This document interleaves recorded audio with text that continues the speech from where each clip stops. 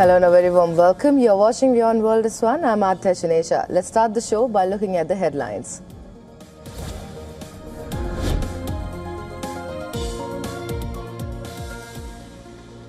US forces carried out a new wave of strikes on Iran, with CENTCOM saying the operations are defensive responses to Iranian aggression.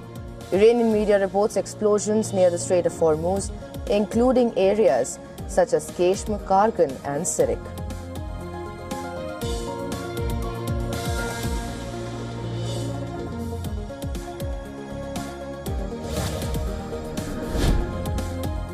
Iran's military command says it will target any ship attempting to transit the Strait of Hormuz after it strikes two vessels in the area. Iranian media says the military declared the strait completely closed amid stalled efforts to end the conflict.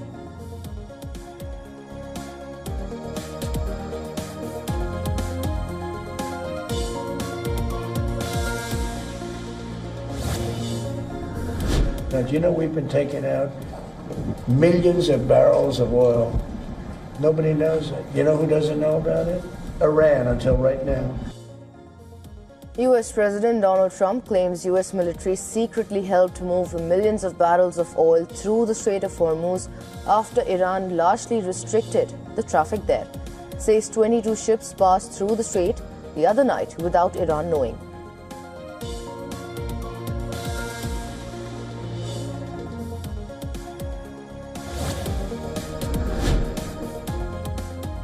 India summons the US charge d'affaires to protest attack on vessel off Oman with 24 Indian crew on board. An Indian sailors union says 2 Indian seafarers have died and 1 reported missing.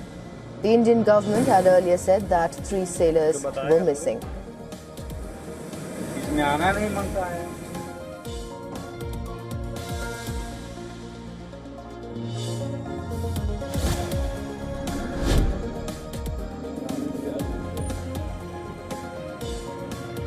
Lebanon's health ministry says Israeli airstrikes on southern Lebanon killed 12 people, with more than 30 locations hit across the south and east. An Israeli drone strike also targets a vehicle in Sidon amid the wider escalation.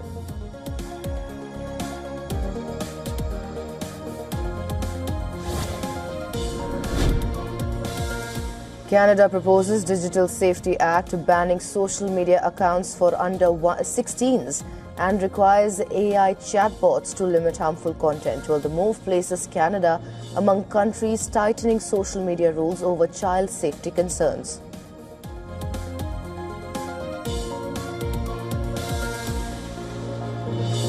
This morning I'm thrilled to sign the Secure America Act to immediately and fully fund the Department of Homeland Security through the end of my term.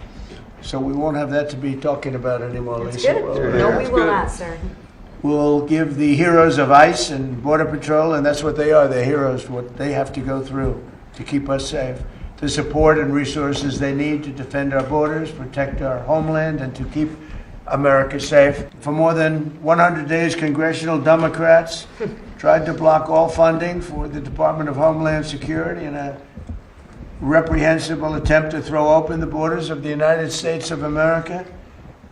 They want to drag us straight back to chaos and crime of the crooked Joe Biden administration, one of the most corrupt administrations, probably the most corrupt ever. Nobody's ever seen anything like it. And we're not going to let them do that. I have to say that Washington just had some crime numbers out, and it's the lowest number, best crime numbers that we've had, they say, in 58 years. But the Secure America Act provides $38 billion to ICE, $26 billion to Border Patrol to ensure these critical law enforcement agencies have the necessary resources to do their jobs, protecting our borders and getting criminal aliens out of the country. And starting on day one of my administration, we took the most dangerous, unsafe, violent, and open border people out of this country. We got them out. So the bill provides crucial funding for domestic law enforcement investigations and combating child exploitation, continuing our work to restore law and order across our nation and to protect America's youth. We're so proud. We're so proud of Washington, D.C. and the National Guard, the job they've done. And we've worked with the Capitol Policing They're great people. I've gotten to know so many of them.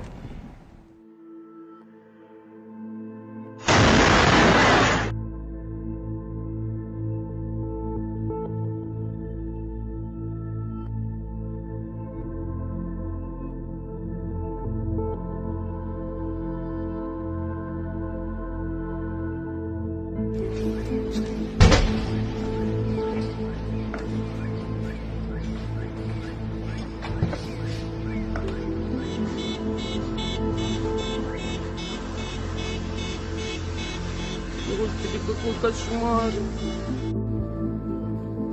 Нашего соседа машина сзади нас прям стояла. Где наша машина, сестры наши? Мы успели убрать. У нас что произошло?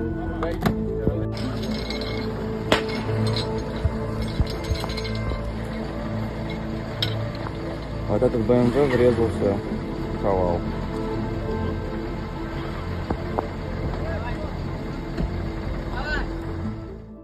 Those strikes that'll happen tonight will be strong. They will be clear.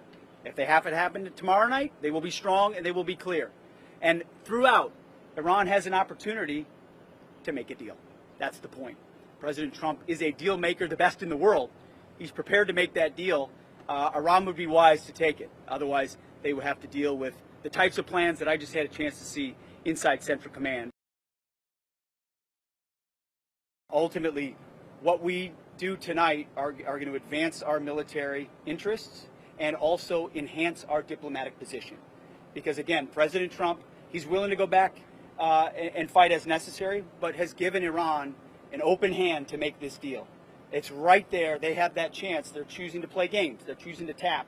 If they want to tap, then the president will turn to the War Department. If we need to negotiate with bombs, we'll negotiate with bombs. And we're very good at it.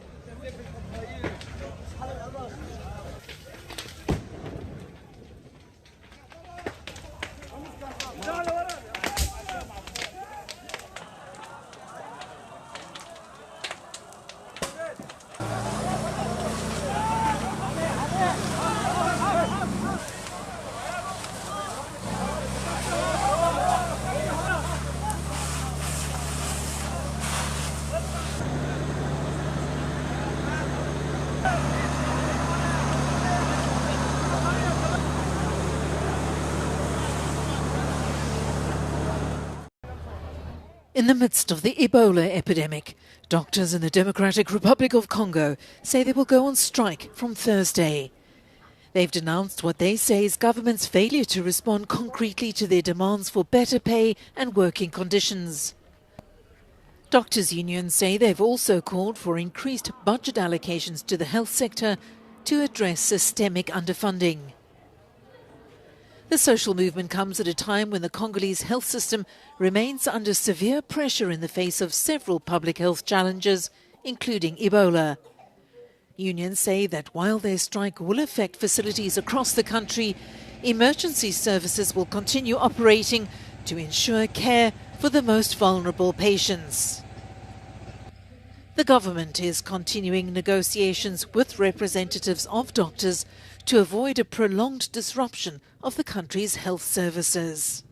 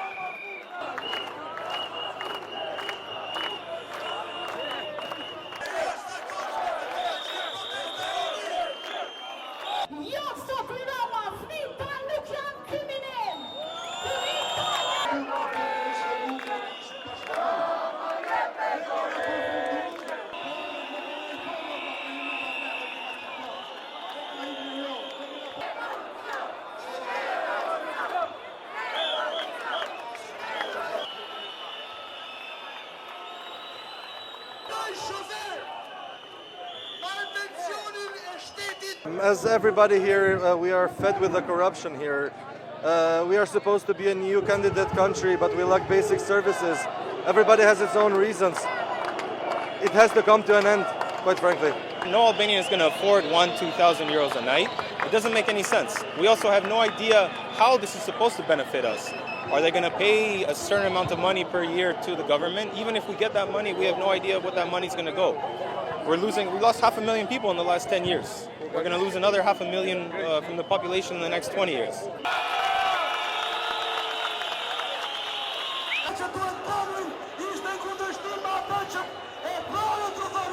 Fashizmi të kësaj qeverie 35 vjeçare. Fashizmi të këtyre se të boqës një ajti. Vitin e vitin duke ble shishe shampistem. Përfundova në burg, kam bërë burg në në vitin. Ska që kështë të rritë rrëdisë në këtë modalje ta.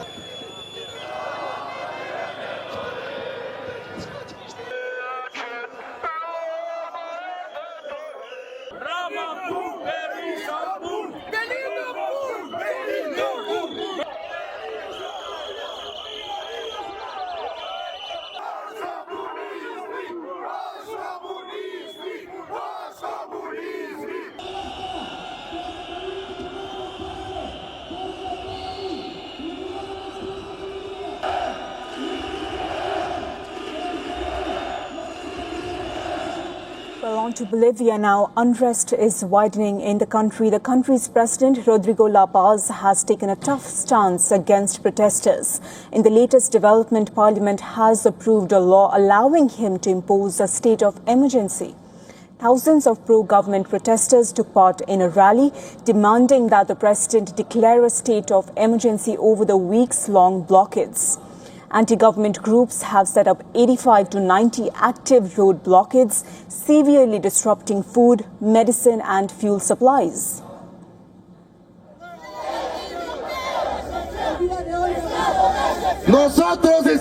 We are tired of living this way in our city of La Paz. We are not going to allow small-time leaders to pass themselves off as authorities and take control of our entire nation. We are asking the authorities to declare a state of emergency. The blockades are part of weeks of protests by unions and supporters of former leftist President Evo Morales, who are demanding the resignation of President Rodrigo Paz and the reversal of his austerity measures. Protesters are calling on Paz to step down as president. In the city of El Alto, a graffiti depicting Donald Trump and Rodrigo Paz has appeared on the street-facing walls. One figure representing Donald Trump can be seen whispering to Rodrigo Paz, accompanied by the message, "Bolivia is not your backyard." Bolivia is part of US President Donald Trump's newly launched Shield of the Americas alliance. It is an anti-cartel coalition that includes pro-US governments in South America. Washington has offered unequivocal backing to President Paz, and the unrest now reflects broader public anger over rising prices. Morales has backed the protest movement, even called for early elections, and described the unrest as resistance to Paz's economic policies.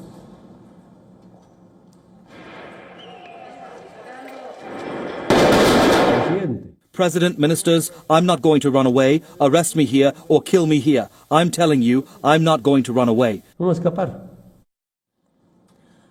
Paz defeated Evo Morales in the elections held last year. He promised to resolve Bolivia's worst economic crisis in decades, but his austerity measures and the rising cost of living have fueled growing public discontent. Pakistan-occupied Kashmir is on the edge. Streets across Muzaffarabad, Rawalkot and several other towns fell silent as a region-wide strike brought normal life to a standstill. Police vehicles patrolled deserted roads while thousands of protesters took to the streets in the Poonch district in a growing show of defiance against Pakistani authorities.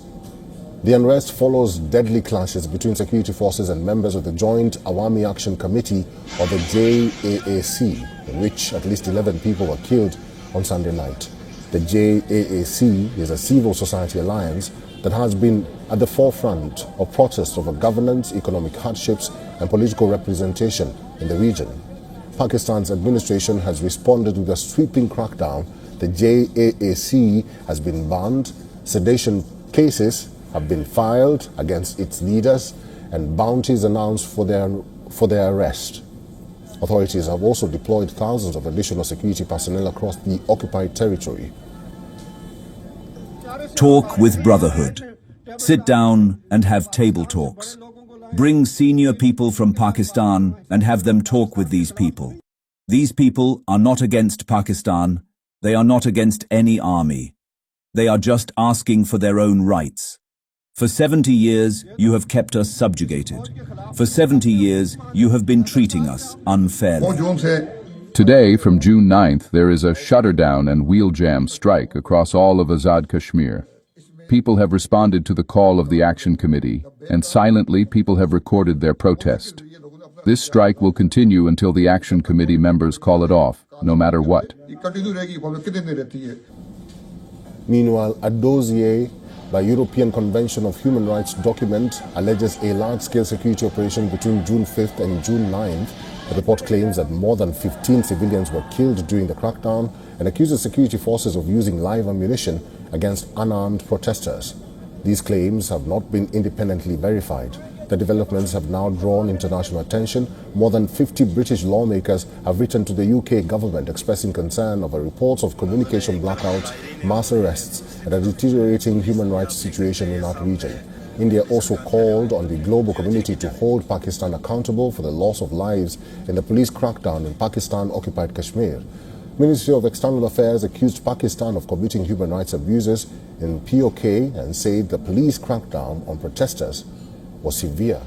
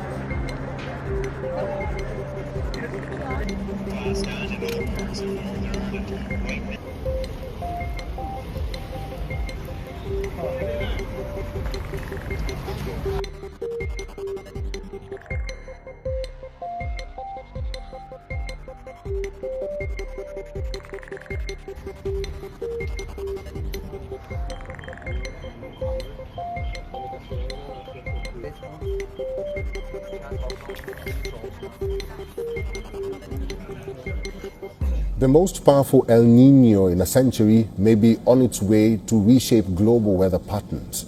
The Japan Meteorological Agency has formally announced that El Niño conditions have emerged in the Pacific. It is the first El Niño in 3 years, and this time scientists warn the event could be particularly strong. The U.S. Climate Prediction Center estimates that there is a 67% chance that it develops into a strong or very strong episode by 2027, a category often referred to as a Super El Niño. Researchers say its impacts are unfolding against the backdrop of a warming planet. It has raised concerns that some weather extremes linked to El Niño could become more pronounced. The World Meteorological Organization expects El Niño conditions to persist into the coming winter. Depending on how the event evolves, it could increase the likelihood of droughts, floods, and heat waves in different parts of the world. El Niño is a natural part of the Earth's climate system, recurring every 2 to 7 years. The phenomenon occurs when sea surface temperatures in the central and eastern Pacific Ocean rise above normal levels. Although it develops thousands of kilometers from many populated regions, its influence extends across the globe, altering rainfall patterns, temperatures, and storm activity. The effects are already becoming visible, with reports of a delayed onset of the Indian monsoon and disruptions to Peru's fishing industry. The last El Niño, which peaked during 2023 and 2024, ranked among the 5 strongest on record. It contributed to exceptionally high global temperatures and played a role in a series of weather extremes observed across multiple regions. As forecasters continue to monitor ocean temperatures in the Pacific, attention is now focused on how quickly this El Niño strengthens and how far-reaching its impact will be. This is Dabu 7. We've got a massive fish kill. This in Arizona at a lake that's usually packed full of fishermen, San Carlos Lake. This is about 125 miles east of Phoenix. It has suffered a massive fish kill event. Now, the department estimating here that 100% of the fish population within the lake has died. People are concerned. They're saying, well, what has caused this? Largely, this man-made drought manipulation has caused this to happen, and it's going to cause more to happen. Now, with this lake, so to speak, it is a reservoir that is legally tied to the irrigation demands for farms in the downstream communities. So they have to release water every now and then for that, for those farmers downstream. But then when it gets low and it gets super hot, they're saying that it creates the conditions to fry everything in the waterway. So they say at one point, all the fish that had died in one sector made the water toxic, and then that spread. You're talking a lake that is usually filled with largemouth bass, crappie, bluegill, channel cat, everything you could think of. Everything dead, 100%. That is massive. This is a lake that has 158 miles of shoreline. Huge. Everything in it dead. You just don't see it that large every day. That is massive. I have a funny feeling this drought that, again, is man-made and manipulated, it's going to cause more of this to happen. We're seeing Lake Mead super low. They're saying it's going to hit a record low by July. It's right around the corner. And I think that these events are just beginning.